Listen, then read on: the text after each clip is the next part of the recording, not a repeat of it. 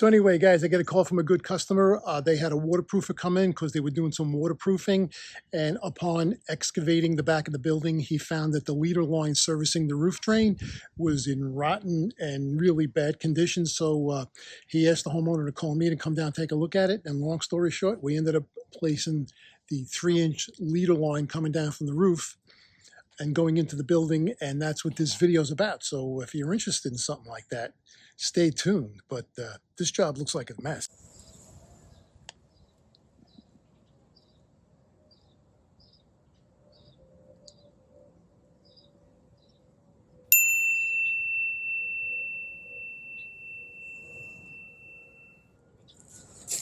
Crazy, right? It's like it's all open. It's like it almost looks like cement block. Why would they do stuff like that? Anyway, stay tuned. I'll be right back.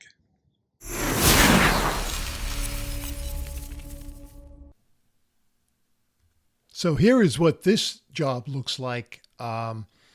Pretty amazing, actually, the way they did this foundation. I thought it was a poured concrete foundation, but obviously it is made out of, I mean, it looks like cinder block, but it's extremely porous, and she was getting a lot of water in inside the house. And when these guys dug down, they looked at the condition of the leader line and gave her a call, and then she in turn called me. And although it looks pretty bad, that was still pretty viable. I had to bust it out, but they came out of the building, made a turn, and then went up, and then they encased the both leader lines. Actually, for her and her neighbor's roof drain leaders are encased in concrete.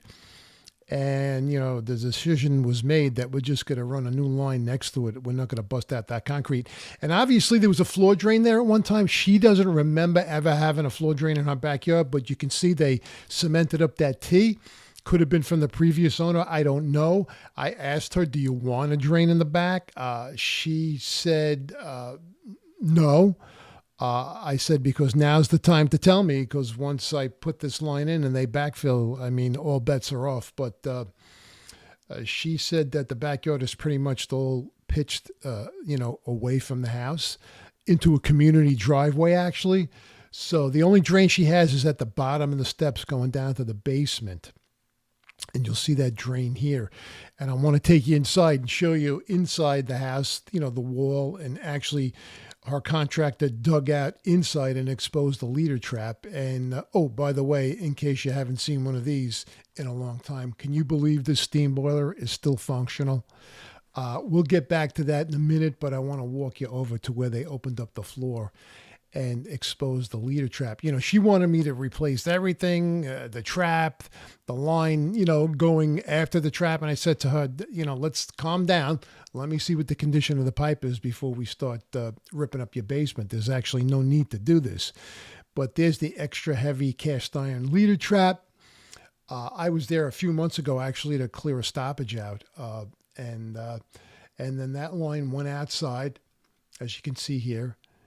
And and the job now is to get everything out of there. But getting back to this old antique tea kettle, it's a steam boiler. At one time, prior to that water heater, that little green thing there was a tankless heater. That's how they got domestic hot water out of this thing. It was a tankless attached to the side of this steam boiler that originally was probably coal, and they converted it to oil. And just look at this, and look at that steam gauge. Have you ever seen anything like that? It's just incredible. And then all that insulation, they probably at one time took all the asbestos off. That was probably coated in asbestos. There's the chimney going out and up, and they removed the asbestos and then wrapped insulation around it. So, I mean, she could use a new boiler, but it's functional and it's working. So, hey. It's amazing what still exists out there in the field. So here you can see I cut off the old line, and I just flipped it up here to show you, and you can see the mud and muck that was sitting in the bottom of the pipe. But look at the pipe. The pipe is totally viable. I mean, you know, I got through there with these carbide tipped Diablo blades. which are a godsend. But the pipe was viable. It was really, really in good shape. And over here by the leader trap, I actually, I filed it down. I got I got a grinding tool and actually grinded away that scale on the outside so that my no hub coupling would sit on there flush. But this pipe is in good shape and I wasn't going to change it. Outside, I had to get a lump hammer and, bang the living Jesus out of this thing to get it to break. So as bad as it looked, it was actually in pretty sound shape. But, they were doing all this work and now's the time to change it. And I'm simply going to run the line outside next to this box.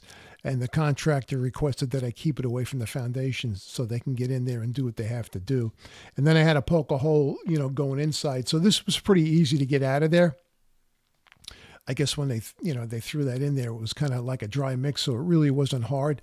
So, I got out all that debris and I made my hole going into the house, which was relatively easy. It wasn't too big of a job. And I think you'll see that coming up here.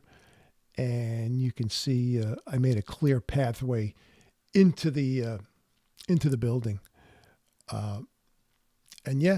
So now the task was to put everything back together again, so to speak. And there I actually got a length of pipe in, and you'll see it's away from the wall there. So when these guys start waterproofing, they'll have more than enough room. And I used some strut bar along with a strut bar hanger just to get that in there and hold it so it doesn't move.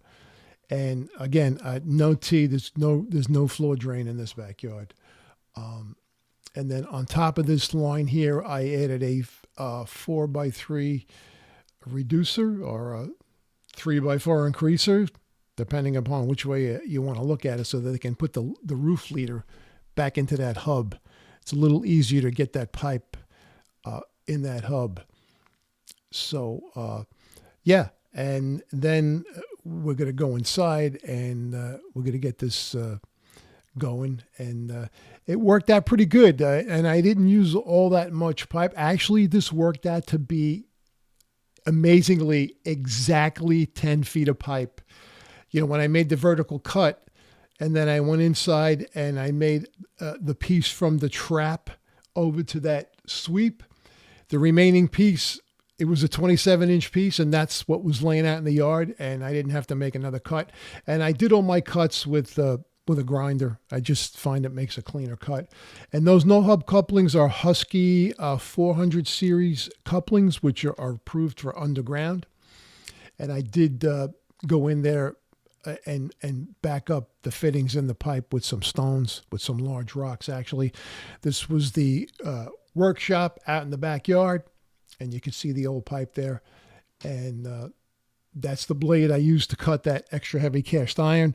There is your standard weight no hub, and there's the grinder I used to cut. I just find I get a nice clean cut. Takes a little longer, than using a snap cutter, but hey, there's my Milwaukee arsenal of power tools. And it just worked out well. And I'll take you back inside here to show you the inside of the wall. And the inside of the wall was in pretty, ratty shape. Years and years of water just leaching in through the foundation. So, they're going to do some waterproofing inside. I don't know how they're going to get around all the obstacles that they have in their way here. They got a makeshift. You see the laundry sink under there. This kitchen sink actually is dumping into the laundry sink down below. That's not connected like a traditional sink. They got a lot of stuff going on here. So I'm not involved with that. I'm just changing the leader line. And and then they have other issues too. They had some you'll see up here in the ceiling, there's a beam that's just hanging away, and the contractor's going to take care of that. And you can see that end beam right at the end there. It's just not connected to anything. And it's crazy. It's wacky. These are a row of attached houses, attached one-family homes. And you see a lot of that here in Bay Ridge, Brooklyn, but that's the way things go. And we got to do what we got to do to get it to work. And that was the job. So there you go, guys. I hope you enjoyed the video. I hope to be seeing you soon in the next one. I know it's been a while. It's just hasn't been that busy. It's plain and simple. It's been about 5 weeks of really no work to speak of. And this job came in and I said, wow, I got a chance to shoot a video. Hopefully you guys enjoyed it. If the sound's a little wonky, I forgot to bring my auxiliary microphone, but I think you'll get the idea. Job turned out good. I think she's going to be happy. I think the contractor's going to be happy. Now those guys can get back here, backfill everything, and these people can get on with their lives, and hopefully no more water problems coming in through this foundation wall. Anyway, guys, I hope to see you in the next one. Stay well. And as always, happy plumbing.